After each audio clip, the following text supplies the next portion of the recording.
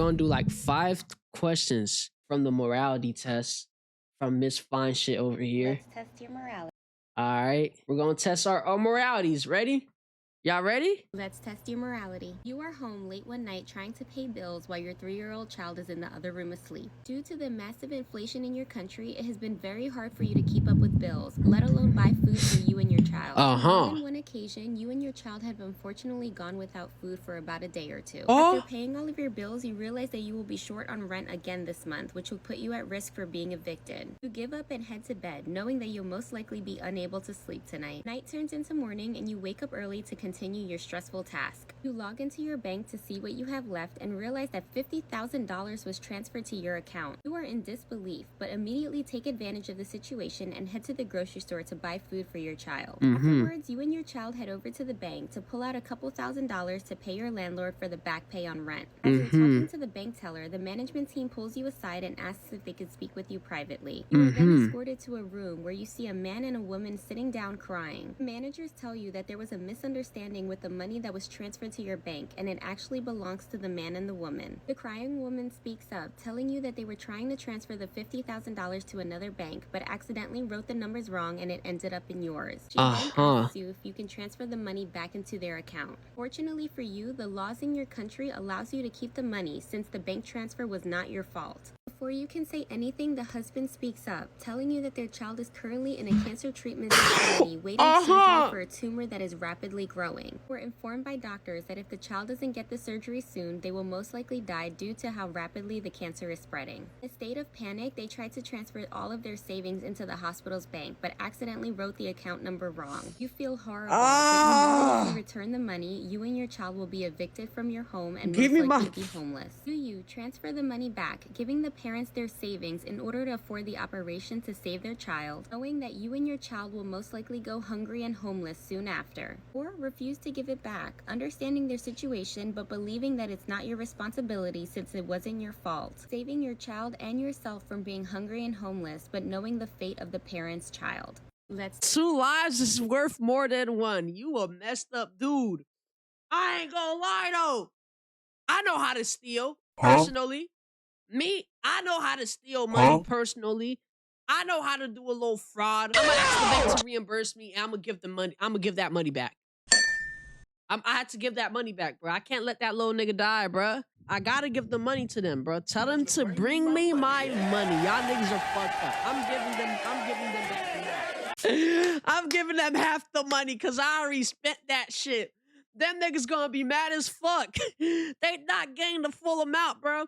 Fuck that. Next one. No one should judge others in their choices, especially in this morality scenario, as this is a tough decision to make. Okay. Let's test your morality. You and your sibling decide to take a vacation to another country. Your sibling has had a rough year since their significant other was recently murdered during a home invasion. Afterwards, your sibling has unfortunately turned to illegal substances, getting arrested a couple times for possession. You make it to your destination and you both have a great time during vacation. After a fun I'm already living stay, this. you guys make it I lived back through to the this airport already. To fly back home. As you guys are going through TSA before getting on the plane, you look over and notice that your sibling was pulled to the side. You keep an eye on them, assuming that it's a misunderstanding, but then you notice that they're getting put in handcuffs. You rush over, and before you can ask what's going on, you see the TSA agent pull out an illegal substance in a Ziploc bag from the suitcase. You're not sure how your sibling managed to sneak this through TSA back home, but you know that the country that you're in now has a zero-tolerance policy for illegal substances. You and your sibling are escorted into a secluded room, and the TSA agents tell you that they'll be back to talk. They shut the door, your sibling starts to cry, knowing the amount of trouble that they're in due to the laws of the country. After waiting for a long time, the police walk into the room. They tell you that possession of illegal substances carries up to 6 months in their prison, but if you are arrested prior for possession, no matter what country, you will serve up to 5 years in prison in theirs. You look at your sibling, who looks defeated, knowing that if the police search their name, their fate will be sealed. You see your sibling look up to speak, about to admit that the drugs belong to them. You know that you have no criminal history and have never been arrested. You have seconds before your sibling confesses. Do you blurt out that the drugs were yours, saving your sibling from 5 years in prison in a foreign country, knowing that you will be serving 6 months in prison in a foreign country and have a record, or say nothing, allowing your sibling to confess, knowing that they'll be serving 5 years in prison? I'm taking that charge, bro. But refusing to serve time for a crime that you did not commit.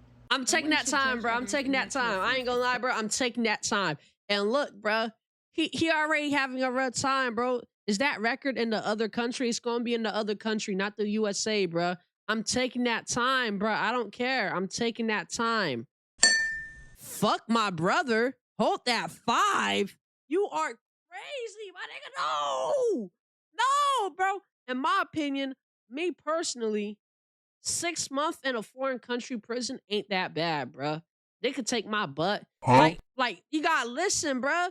Let's test your morality. You and your significant other are happily married and have an 18-year-old child. Your child has decided that they want to serve the country and enter the military. Although you know that you will be spending many nights lying awake worrying about your child, you and your significant other are very proud of them and support their decision. After military training, your child gets deployed for 6 months to protect and serve the country. Okay. The next 6 months are hard for you, but your child makes it easy by writing to you every single day. 6 long months pass and it's time for you to be reunited with your child. You and your significant other pick up your child from the airport, and although everybody is happy to see each other, you can tell that something is off with your child. Take your child home, and you and your significant other make a huge dinner to celebrate the return, but you can still tell that your child seems distant and avoiding conversation. Soon after dinner, your child tells you that they want to head out and catch up with some friends. They leave shortly after, and you and your significant other decide to head to bed. You are fast asleep when you get jolted awake at around 2:30 a.m. by your child. 02:30? Panicked and distressed. 02:30? What is wrong? They tell you that they did something horrible. They tell you that they lied about hanging out with friends and used a fake ID to purchase alcohol. They then consumed a large amount and decided to walk home to get some fresh air. Since there was barely anybody outside, they decided to cross the street without looking and almost got hit by a car. The driver gets out of the car to check to see if your child was okay, and your child tells you that they blacked out, attacking them viciously, ending their life. There was no one around to witness this, so they decided to run home. It seems that your child is suffering from PTSD from being deployed and unfortunately took the life of an innocent person because of it. You know that your child needs help, but unfortunately will most likely be prosecuted for using a false ID to purchase alcohol and drinking underage. You tell the truth to the police, letting them know that your child most likely blacked out due to PTSD from being deployed, knowing that your child will most likely go to prison for using a false ID to purchase alcohol, which the prosecution will say resulted in the death of an innocent person. Or tell your child to say nothing, moving out of state to avoid prosecution, getting your child help for their PTSD, knowing they took the life of an innocent person and their family will never get closure. Let's test your morality. I ain't gonna lie, bro. Send that nigga to the brig, bro. Fuck him. Fuck him. Who taught this nigga to be a dickhead, bro? Send that nigga to the brig. On my mother. I'm gonna be there. I'm not gonna snitch though. I'm gonna tell him to confess. Send that nigga to the brig. I don't give a fuck if he got PTSD. Why the fuck you doing dumb shit?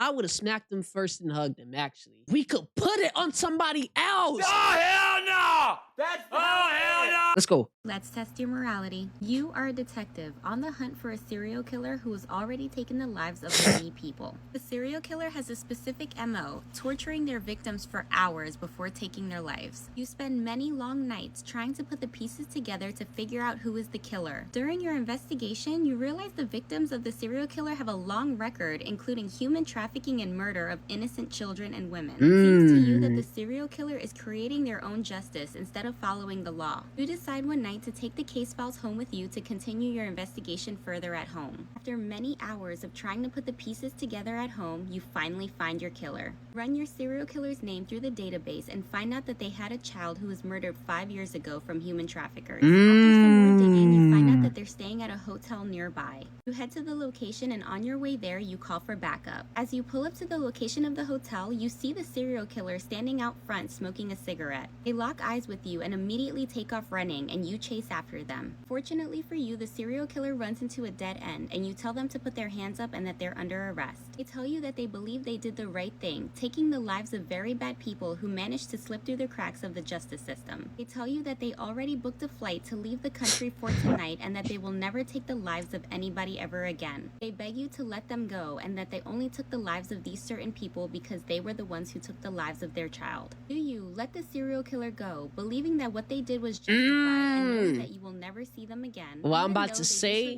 is not shocking, but what I'm gonna do to help him, it will be shocking. Right. Understanding why he committed the crimes, but setting an example that murder is not justice.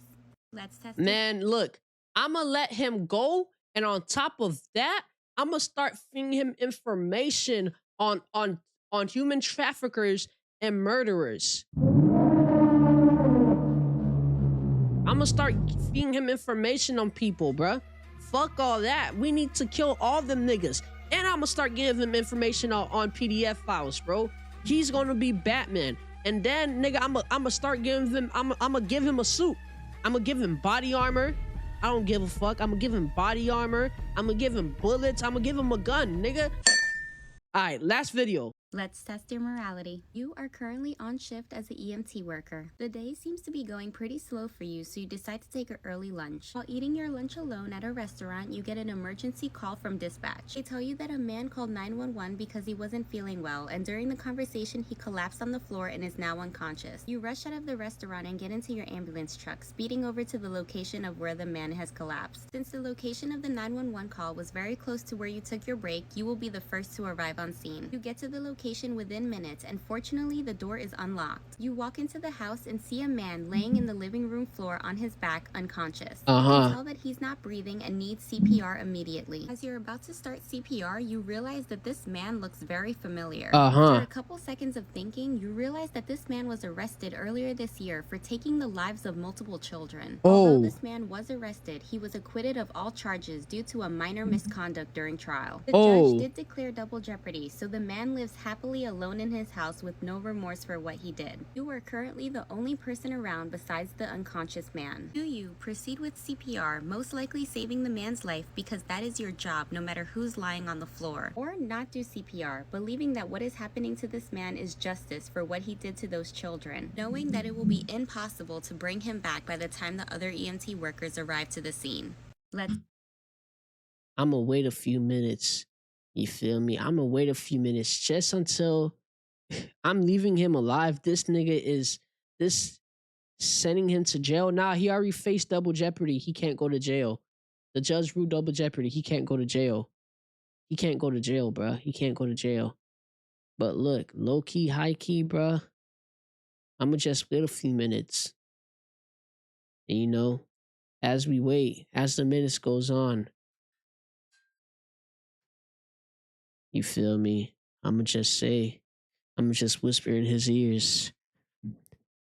This is what you get for doing that to those little kids. And just watch him. Once I know he's damn near dead. Oh, you smart. I'ma make it look like he assaulted me. Due to 5 to 10 years. You smart, bruh. Nah, what I was gonna do was a little more sadistic and evil. You feel me? I was just gonna wait. Like once I knew he was dead, like he was damn near on the edge of death, that's when I would start doing CPR.